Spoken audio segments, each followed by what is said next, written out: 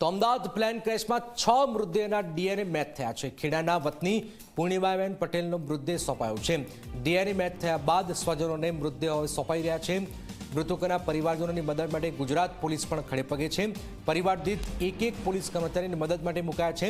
સ્વજનોની તકલીફ ન પડે તે માટે પણ ખાસ વ્યવસ્થા છે। વિદેશી નાગરિકોના મૃતદેહને મોકલવા માટે સરકારે પણ વ્યવસ્થા કરી છે। વિદેશી નાગરિકોના મૃતદેહને મોકલવાનો ખર્ચ પણ સરકાર ઉઠાવશે। સ્થાનિકોના મૃતદેહોને વતન લઈ જવા સરકારે પણ વ્યવસ્થા કરી છે। શબવાહિની ઉપરાંત પરિવારજનોને કારની સુવિધા પણ આપવામાં આવશે। દરેક પરિવારની કારને પોલીસ પાયલોટિંગ પણ પૂરું પડાશે। પરિવારજનોની રહેવા જમવાની વ્યવસ્થા પણ સરકારે કરી છે।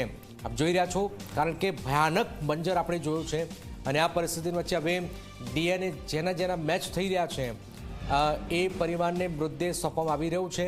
મૃતદેહની સાથે સાથે એક એમ્બ્યુલન્સ અને પોલીસ પાયલોટિંગ પણ કરી રહી છે।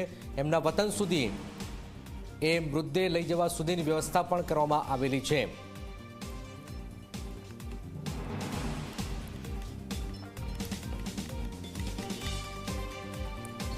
વિદેશી નાગરિકોના મૃતદેહ મોકલવાનો પણ ખર્ચ સરકાર ઉપાડશે।